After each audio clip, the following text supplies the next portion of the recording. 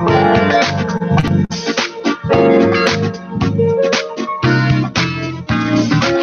Thursday, beautiful people. You're here with Elle Montague and Platinum Convos. It's season number 2 in the new year, 2018. Woohoo, woohoo. Well, is it 2018? Some people say it's 2011, but I'm going to go with the 2018 because that's all I know. And I'm just happy to be here and just happy to be alive in whatever year it may be because we're moving forward. So 2018 Platinum Convo Season 2, very happy about it. And today we are having a conversation with an astrologist. And I'm going to give you like some background information on how I actually came to meet this wonderful person. And I always start these stories like I'm meeting people randomly, but there's no chance, there's no coincidence in meeting anybody. I don't believe that. I think the universe has reasons why you meet people. And I just so happened to be shopping at TJ Maxx. Woman in the parking lot, a nice, beautiful, shiny, gray-haired woman with a beautiful face and nice rings and a necklace. She noticed my Alabama tag and said, "Hey, I'm from Alabama. Let me tell you about how I grew up." And of course, the way that I was raised, I listened to her. And as I was talking to her for about 45 minutes, she mentioned to me, it's a solar eclipse and a lunar eclipse this year. I'm going to see an astrologist. My astrologist is the best. Her name is Dawn. She really gets down. She tells you everything. And I'm going to share her information with you so that you can find out your path and your energies for the year. And of course, you know me. When I don't know something and I need to know somebody else, of course I call. And so I called Miss Dawn Silver and set up an appointment, and she is here today to talk to us a little bit about astrology. Hey, Dawn, say hi to everyone. Thanks for having me. I love your story, too. I know. And you're talking about Mary Smothers, so that was very beautiful. You know what? I don't even know her name. I don't know if she told me her name. And I met her when I was teaching out on the south side of Chicago one day, and she's there. I forgot what suburb it was, but it was out there. And I was teaching at a place called Solder World, and that's where I met her. Oh, wow. That's beautiful. Yes, she is a very beautiful person, very beautiful energy. And I'm like, I just have to take note and figure out who you are and what you do. So why don't you give us an introduction, Dawn, in your own words of who you are, your background, and what you've been doing? Well, I'm complex like the rest of everybody out there. Well, I started studying astrology when I was about 17 years old. I had a boyfriend who was trying to push it down my throat, so to say. And I thought he was a little nuts, and because my father was a physics teacher, so I was a little bit, I was fascinated by it, but then he was trying to say some things that were not true to my chart. And he didn't know that. He was saying I was always so crabby because my moon was in Cancer and blah, blah, blah. So I picked up a book on astrology that says do your own horoscope, and I did, and I was able to determine that my moon was in Gemini, and it fit 100%. And that pretty much started me, and that was because I was born in California as opposed to Chicago, so he didn't know those things. So I started taking some astrology classes from a place we used to have in Chicago called the House of Sagittarius. Okay. And I was a high school student there, and I continued to study as I was traveling for the next couple of years.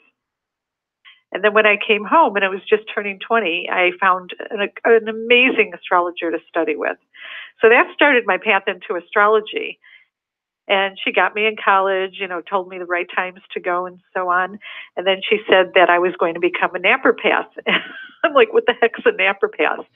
And I was just so in awe of this incredible intuit 5 planets in Pisces, Helen Francis Blue, that I went and I checked out the naturopathic college.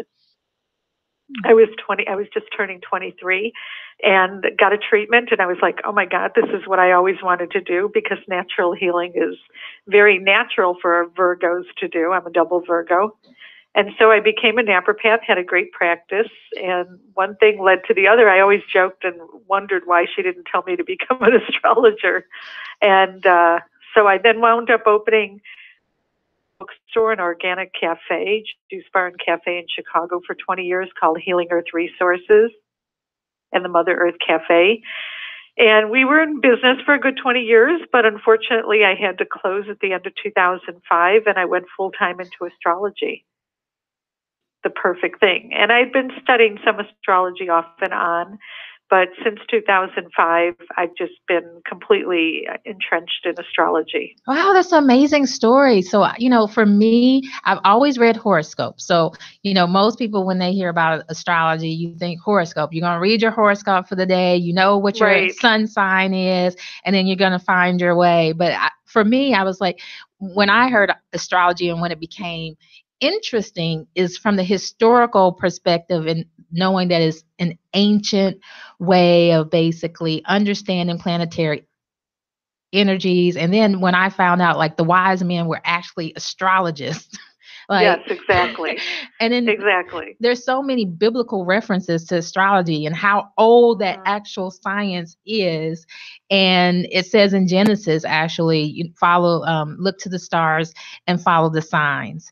And so absolutely amazing to me just to understand the different personality types associated with the planetary energies.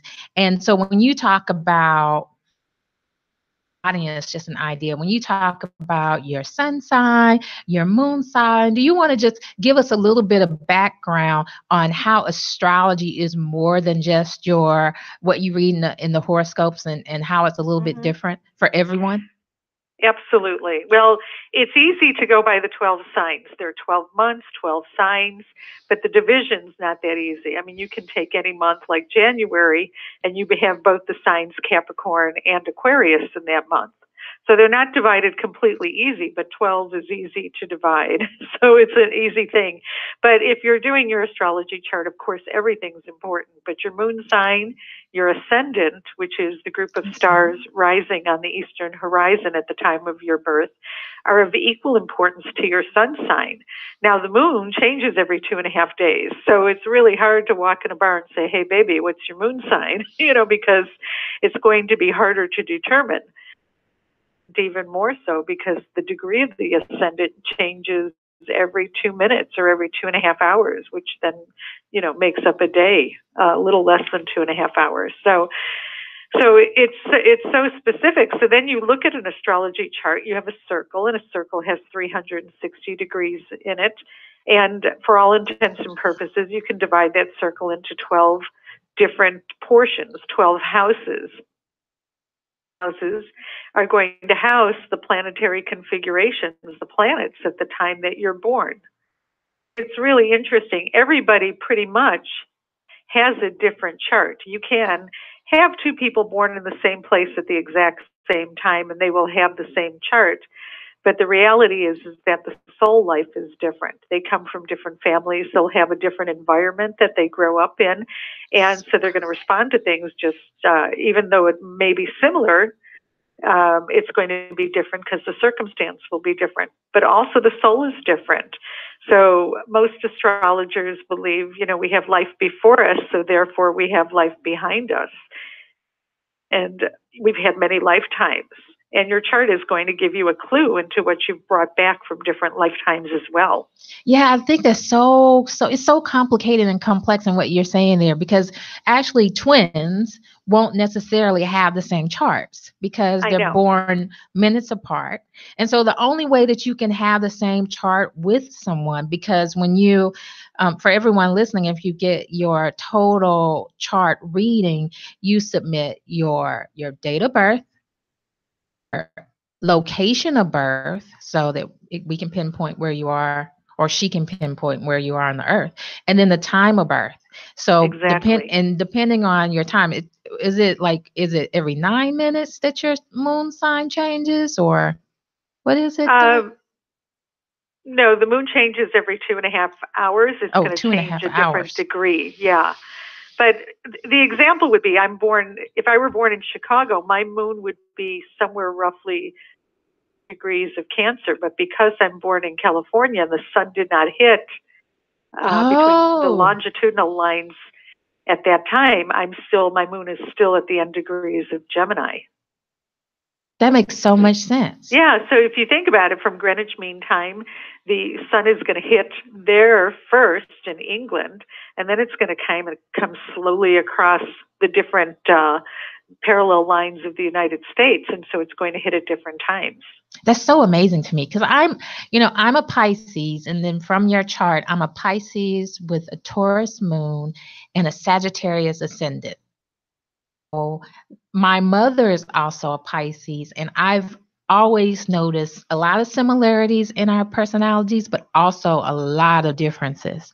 And so I know that it has to do with this ascendant or the moon that makes us a little bit different. Aspects too. Okay. The aspects between the planets. You're going to have different nodes in the chart. You're going to have your planetary positions are going to be different. Although families will tend to have some similarities.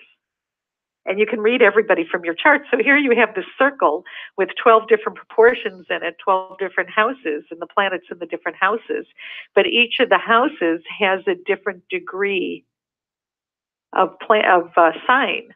And so, long story short, the beginning of your chart is going to be the rising sign, the ascendant, the first house. But your 10th house could be your mother, your 4th house could be your father, your 7th house could be your mate, your 3rd house could be your first sibling, 5th house your second sibling, and so on. Just like the 9th house can be your second marriage if you have one. So you could read your teachers in there, you could read your grandparents in there, you could read everybody in your astrology chart. Because that's everybody in your environment. Yeah, and I was so surprised when you did my reading, because you gave me all of the information about, types of energies that I may have had in the previous year, what I was feeling that week, and then you started to tell me about the forthcoming weeks. But also, you knew that I would have 0 to 1 children or child, and then you could tell me the personality of that child, as well as to know that I'm an only child and the personalities of my parents. And I thought that was just totally amazing that the chart could actually go into that depth with you just looking at my birthday and the position of my birth. I think astrology is completely amazing. But when you think about it, Father God, all that there is, giving us a map to live life with. I mean, it's completely amazing. We were never meant to be on our own or alone, or to have that kind of separate kind of existence. Our chart pulls it all together. Now, some of us are private, some of us talk a lot. We all have different traits. But the universe didn't throw us out here alone. They gave us a map in order to navigate our life experience with. Yeah, I think I find that fascinating. Yeah, I find that fascinating too, because it's not like it's future, right? Exactly. It's not telling you. It's just saying, if you go right, this is what happens. If you go left, it doesn't exactly tell the future, but it can tell the future if you do nothing about it. You have choice. Everything is choice centered. Wow. Because some choices are better than others. That makes so much sense. So to know the astrology is far beyond what you read every day in your horoscope. It's just like so amazing. So amazing. So I would suggest to anyone, if you hadn't had your actual natal chart, to just take a look at it and read through it and see if how things can work for you, and to use it in your best interest. And another thing I find is so interesting about this, Dawn, is that you can actually apply astrology to and countries and different occurrences that happen in the real world, not just the people. Right. So I got one for you. You told me, when you told me you wanted to speak about mundane astrology, which is the study of worldly events, I pulled the chart for the eclipse that we had on January 1st. Okay. And it was at 9:23 p.m. I pulled it for the White House, and fascinating because the 9th house of publishing is ruled by Mars, and Mars that night was square the U.S. house of publishing. So that was really interesting. But on January 1st, we had Uranus in stationary direction, which means Uranus was retrograde and was about to go direct, but it goes stationary for a couple days. It just kind of sits there and digests everything before it moves forward. Well, Uranus is the planet of unpredictability and chaos. And so why this is so funny is because it's squared the Mercury in the chart of the United States. So transiting Uranus, which is mayhem and unpredictability, is square Mercury in the chart of the United States. And Mercury, what happened? We had a book came out that threw the White House, up in uproar, that just kind of like toppled everything. And it's interesting because in the United States chart, what's his name? Bannon came out with a new book, Chaos in the White House. Total chaos. I woke up this morning to see CNN. It was total chaos. Not only was it the Bannon thing, his book, and going back and forth between, the president wanted to sue him for disclosing information that he didn't want people to know. Just total chaos. And then the second thing was like the marijuana rescinding from Jeff Sessions, causing a lot of turmoil because California just went live with their recreational marijuana on the 1st, and now the Attorney General is saying, no, well, we're not going to necessarily say that we're going to give you your green light for that, creating more chaos.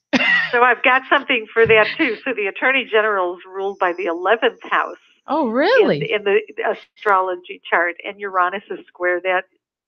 Uranus in the heavens right now that was stationary was square the 11th house, the 11th and the 5th house, which the 5th house is recreational. And the Uranus was in the 5th house of the United States. I mean, this is really, you can't make this stuff up. It's fabulous. How long is this gonna last, this chaos? It's moving forward now. So it's moving forward now. Things are going to move forward. They'll shake their way out. I can't tell you how they're going to turn out because I was with clients all day, so I didn't get to sit on the couch and have fun with all this. But it's pretty stunning to say the least. So many, you can see what's going on in the White House, in Trump's chart, women's movements, all of these things, Robert Mueller's chart. I pulled some of these charts and some other charts too where I saw some possible issues. But one of the things I want to say before I forget to say it is there's what's called an ingress chart. So for each season, every time you go into each season, you do a chart and the location. So I did the charts starting before winter, the winter ingress of 2017. You'll get a spring ingress, you'll get a summer ingress. It's called the cardinal sign. So it's an Aries ingress, Cancer ingress, Libra ingress, and Capricorn ingress. But why this is important is back in the old days, before they had all these charts and everything, computers, they used to cast things by hand. And if you were like a seer or a vizier in a castle and you were working for the king, you would cast what's called the ingress chart to see how things would be going for the year. So for the 2018 year, you would cast the December 21st, 2017, exactly when the sun went to 0000 of Capricorn. Okay. So when you do that chart, and we did the year before because Trump was in the year before, so the 4 charts the year before and this one, for this year and going into next year, with the exception of one chart, the planet Neptune, which is the planet of deception, is sitting either exactly on the rising, exactly on the midheaven, or exactly on the 7th house cusp. And these are the angles in the astrology chart. This is the most important part of the chart, are the 4 angles. So Neptune is the planet of deception? Yeah, it rules fog. It rules lack of clarity. So what you've got going on here is nobody knows what the heck is going on. It's almost, you can't write this stuff. You can't make this up. And it's here in the charts, and it's just like, this is crazy. So there's mayhem going on. There's crazy going on, and not everybody knows exactly what's going on. Is this like for the whole year? This was last year, and this is still this whole year. There was one chart this year that did not have, I think it was this year. Let me take a look. No, so the Aries ingress, which is March 20th, has the Neptune right at the top of the chart, which means in a mean way. But to me, it would dispel that the president is Covfefe.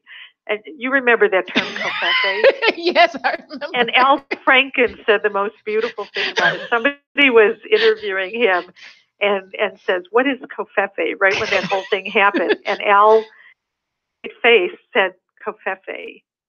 And then he said, Covfefe is a Yiddish term, which means it's time to go to bed now. And then he broke out laughing, of course, which was brilliant because I just got done doing Al Franken's chart too and talking about it because he gave his speech on, handing over his office. Was it yesterday, day before yesterday? That was the day that Uranus went into stationary motion, or was the second day of it. I was so hoping mind, but his chart showed he wouldn't change his mind. I was really bummed. Oh, wow. But, so you mentioned like before the women's movement. So the Me Too movement, is it associated with any type of planetary change, or because Al Franken is basically impacted by the Me Too moment? I'm not sure what actually went on with his accuser. He was totally set up. That he was completely 100% set up, and not just set up by the person who tried to take him down. I mean, that was completely fabricated. He was also set up by his own party, and it was a very karmic thing in his astrology chart. But he had Saturn opposing his Black Moon Lilith, which is, it can also be someone in the sex trade, but it's also the women's liberation movement. It's a significator for the women's liberation movement. He had it opposed by Saturn, which is karmic, square his own Saturn when this happened. I think it was November 16th or something like that. And Saturn was in the House of Senators, and Saturn rules senators and government. So it was beyond too perfect. But it was a complete setup. So he was like the sacrificial lamb. He was the sacrificial lamb. So that they could. And the Black Moon Lilith is the point of being falsely accused in the astrology chart. So I've worked with people going to jail before, and if that point is prevalent, you can see that perhaps false pretexts, and that's happened before. I wanted to go back to one thing before we go on to the women's movement, and that it's the fall chart, the September 22nd chart for this year, is the only chart to have the Neptune on an angle. It's the only one. But it does have the Neptune conjunct the moon, and the moon rules the people. So the people might be confused about this, but it also shows they don't trust their government. And my point is that we might have this little stretch starting with September, just till the middle of December, that we might, there might be some clarity in this process of what's going on. Because this is totally crazy. But during the election time, we had the Neptune there, which is pretty much we were deceived on the election. But what are we supposed to do? So, like, if we know and we feel, it's almost kind of like a person that you don't like comes into the room and changes the whole mood of the room. Like, so you you have a choice to either kind of like act out on that person or try to ignore them, but your mood is still brought down. Like, so, I mean, what are we supposed to do? Well, it's a great question. Well, Neptune means, really what this means is we're not getting the whole story. See going on here. We're not getting the whole story. And you'd have to look chart by chart to take a look and see which ingress and what the story is. But Neptune's deception, and is something that's being covered up. So right off the bat, it's not clear what this whole situation is. However, I can give you my opinions on it. Give your opinion. I like to hear your opinion. Oh, my opinion? I have zero opinion on the matter. I'm relying on you to have. Okay, I think the Webster Dictionary said this year the 2018 word, or was it 17, word of the year was going to be complicit. I think there's so much complicit energy. I think the Republican Party is complicit in leaving Trump where he doesn't belong. I've looked at Trump's chart. I'm not a medical doctor, but I could see by the astrology, because there's such a science in astrology called medical science, even though my focus is more nutritional astrology. I meant to say medical astrology. But you could see the onset dementia in Trump's chart.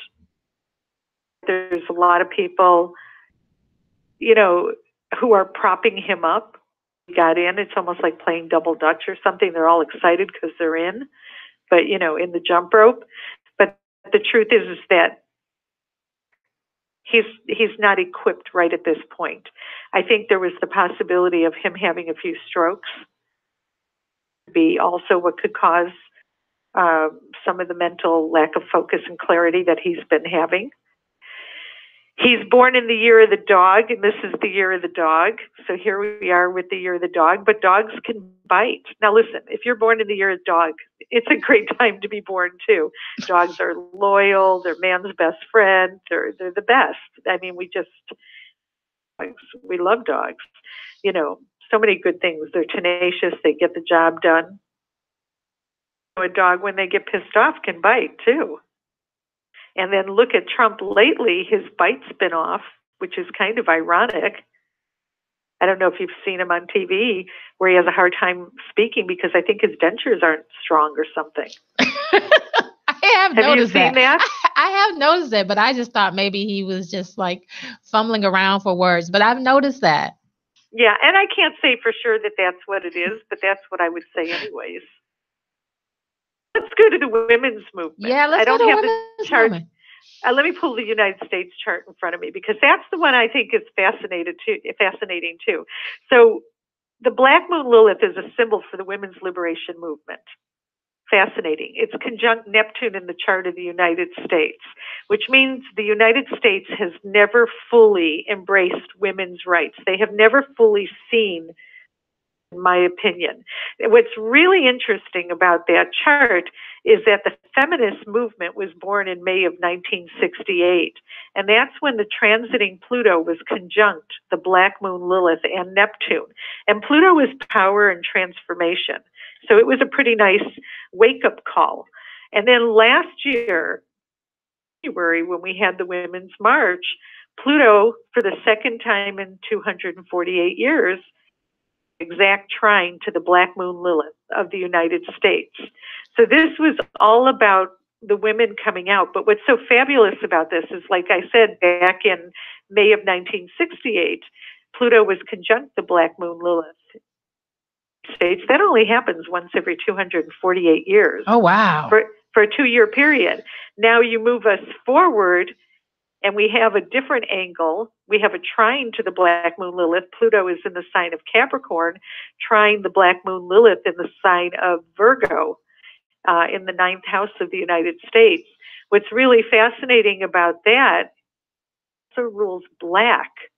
And Pluto is in the sign of Capricorn, which is ruled by Saturn. So what happened just literally weeks ago? We had the Black women of Alabama put Doug Jones into office.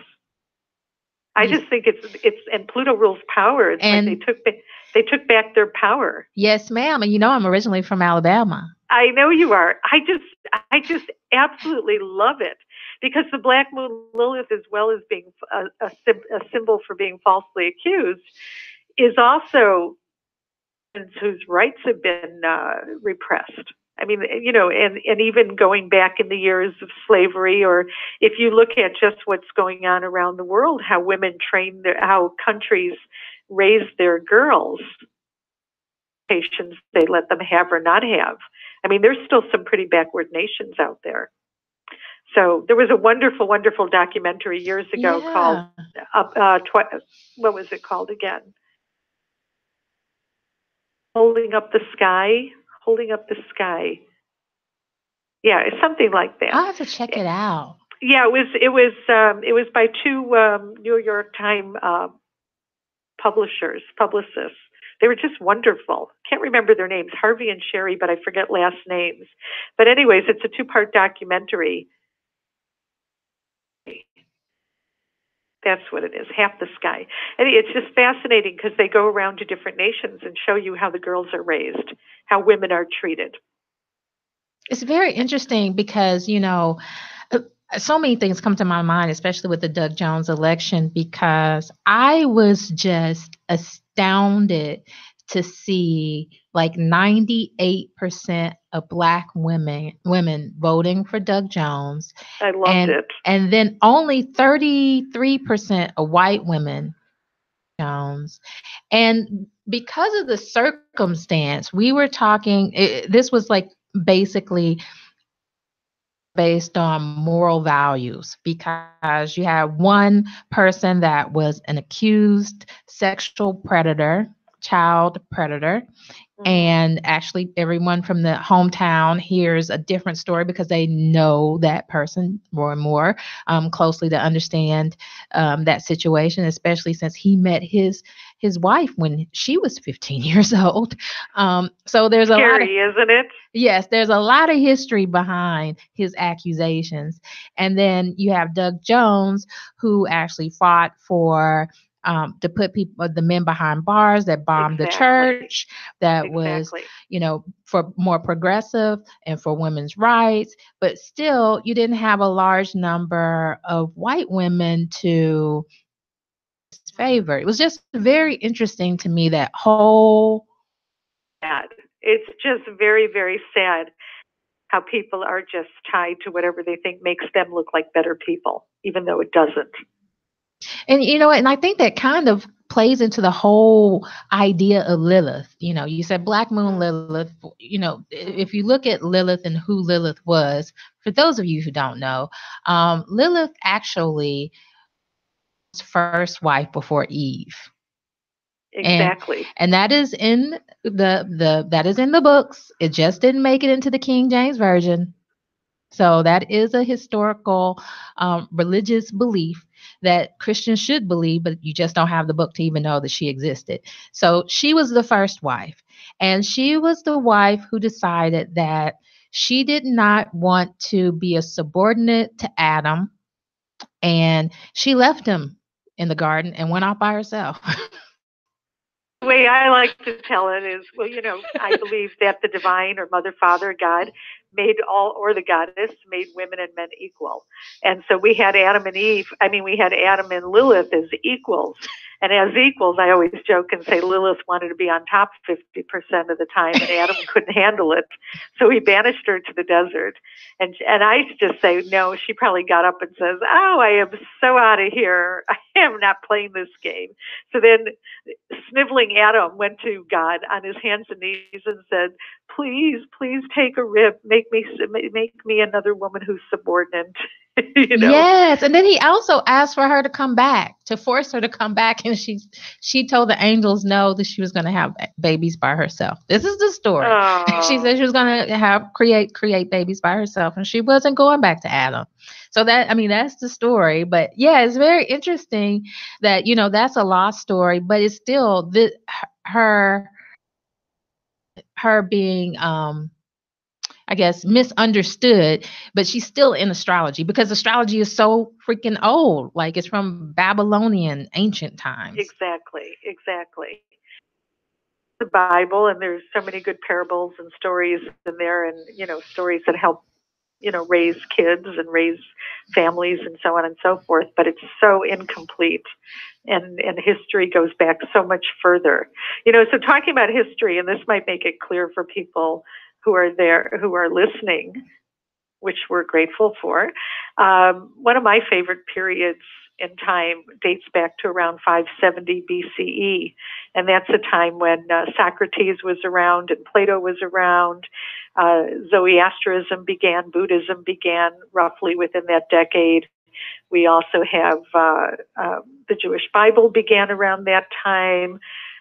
Confucius, Greek rationalism. There's a whole bunch of things that took place roughly at the same time. And at that time, we had in the heavens, even though we didn't have the power to see it at that time, we had Neptune and Uranus and Pluto all in what's called a conjunction at 4 degrees of Taurus. That was a very fascinating time.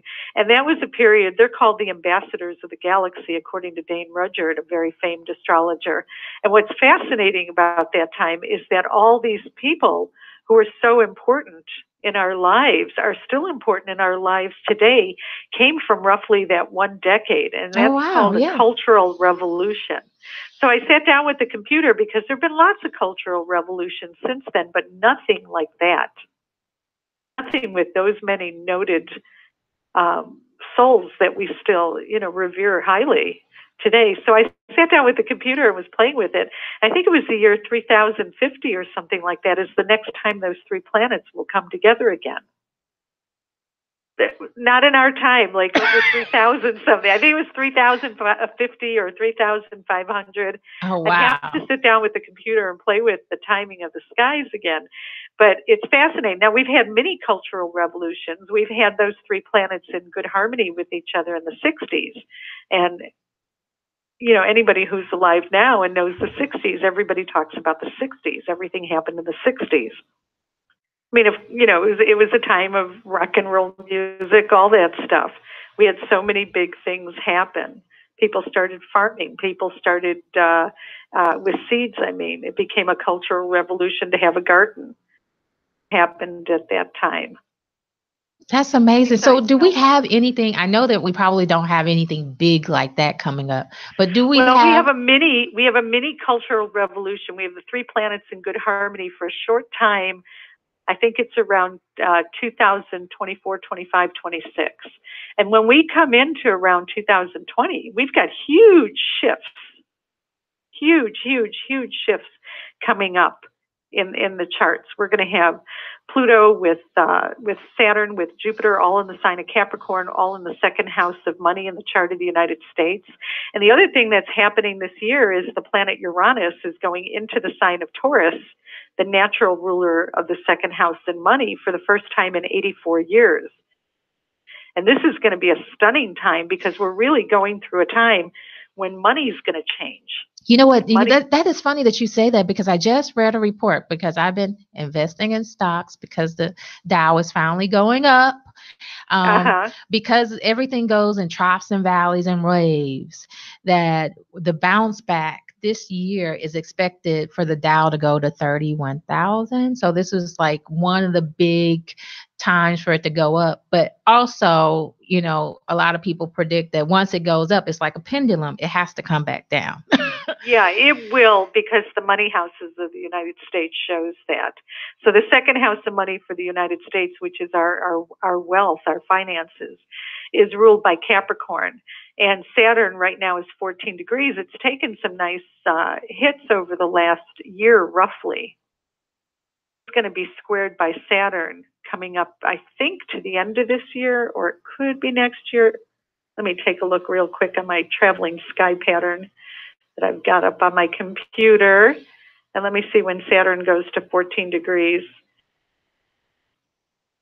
It's not going to be, a little bit longer. Saturn will be at 14 degrees roughly January of 2019. So that'll be a Saturn square. It will affect the financial picture. In what type of way? I can't tell you that. I will be honest with you. If you ever want to have a financial astrologer on your program, Grace Morris, who lives on the south side of Chicago, is the person to talk to. She's fantastic. I need to call her. You need to call Grace. It's not my forte. But even the House of Investments in the United States, or the results of our investments, which is the 8th house, ruled by the moon, has a couple of good hits coming up, because we're going to have a solar eclipse coming up in February 15th. And it's going to be, is that the one? Yeah, 27 degrees. It's a partial solar eclipse at 27 degrees of Aquarius, which is right on the moon of the United States. So it's very interesting. So I think it will turn out to be positive, but it won't completely last, because there are other factors in the chart that will send it up and down after that. Don't take my word on that, because I'm not a financial astrologer. Just know that this year could be favorable.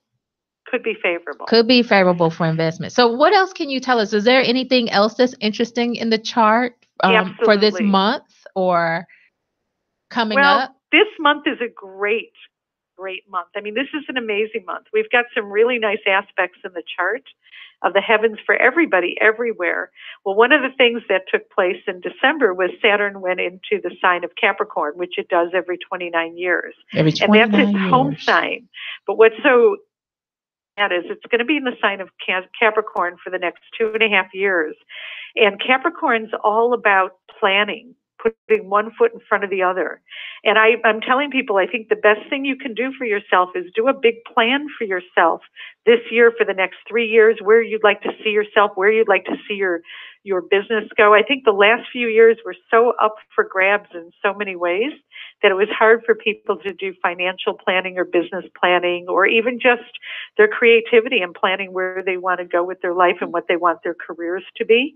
But if you could sit down and write out plans and do them in a quarterly fashion, like the next 3 months I'd like to see this, the next 3 months I'd like to see this. Well, our next 3 months are pretty good in the chart, even with the crazy that's going on, because we have some interesting aspects right now with Mars and Jupiter conjunct, which means it's very good for buoyancy in business and energy and sports and all these things. You're just going to feel like moving forward.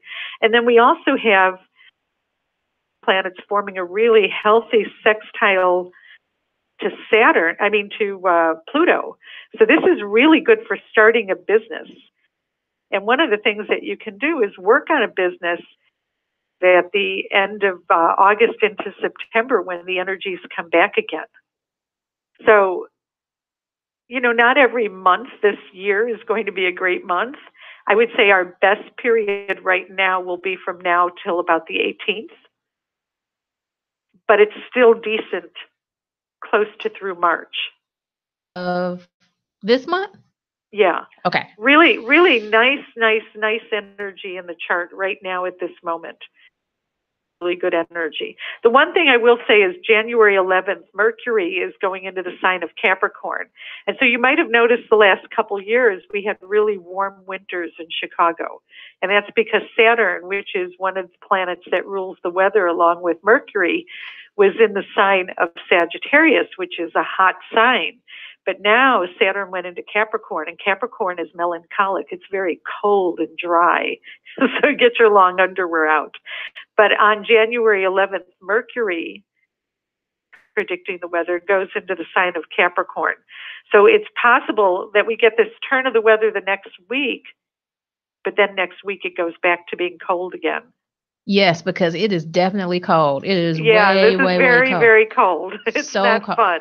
But you know what? That's perfect, though, because I don't mind it being cold if I'm sitting inside and I'm planning. That kind of forces you to plan. Yeah.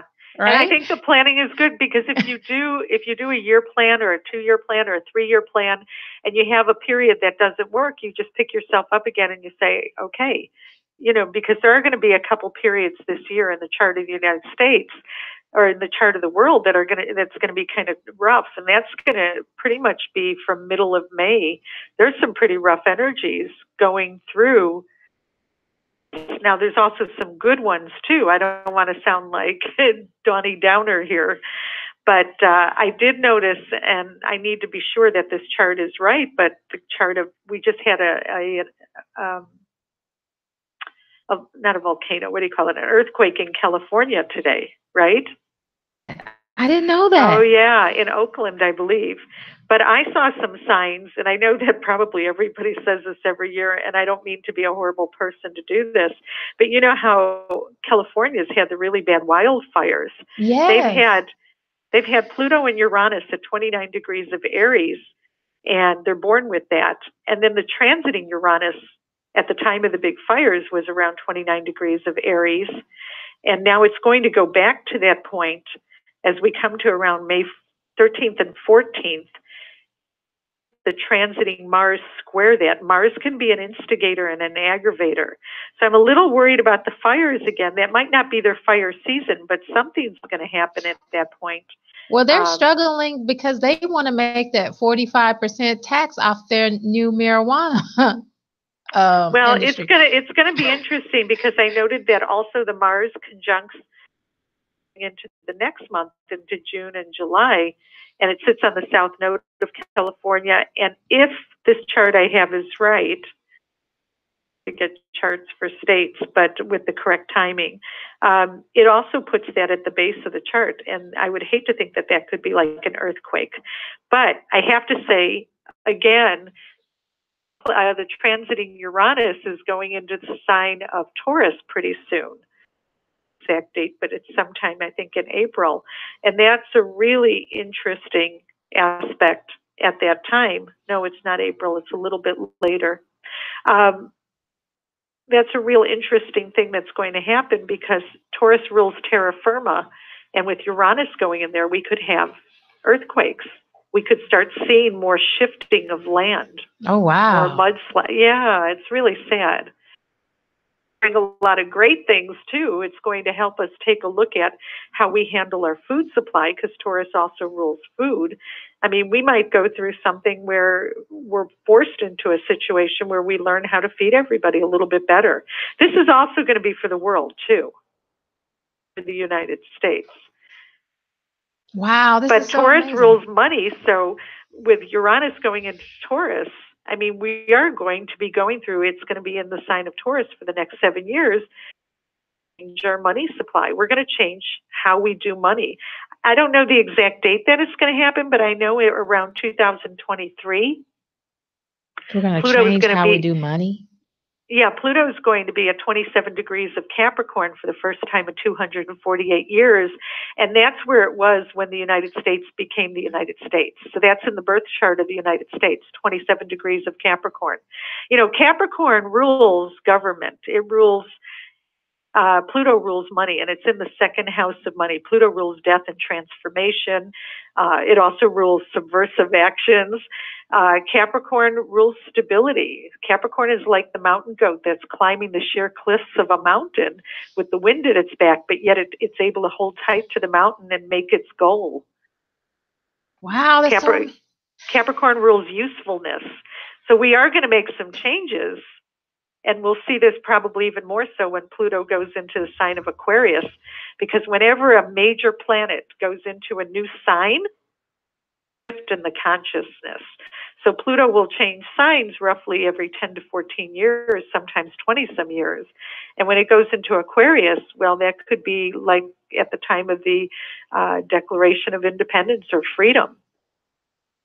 I mean, it's just interesting where we're going. That's so interesting. I love this. And it's like, I could spend hours and hours and hours and hours talking about this, Dawn. And we didn't even get a chance to talk about.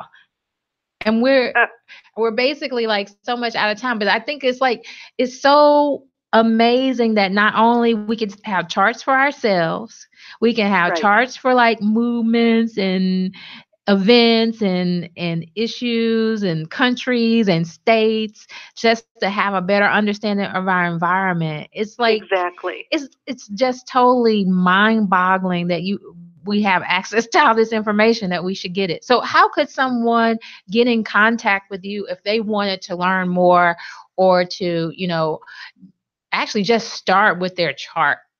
How about that? Well, they could come get a reading. I would love to give them a reading. I am a full-time astrologer. And so they could just give me a call at 773-271-2792, or send me an email at dawnsilver, DAWNSILVER, .net, and I would love to do a reading for them. I usually book 2 or 3 weeks in advance, and I would love to do a reading. My readings are, they're very informative. They're very, I have a lot to say all the time. Yes, I will say my reading was a little bit more than an hour, and I got so much information, and I got a stack of documents and papers to take home. And she also gave me an audio recording just in case I forgot anything that she told me. I talk a lot and I talk fast.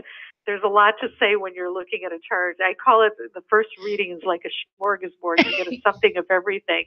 But I also focus on health and nutrition. That's one of my favorite things to focus on. So you get kind of everything in the astrology chart.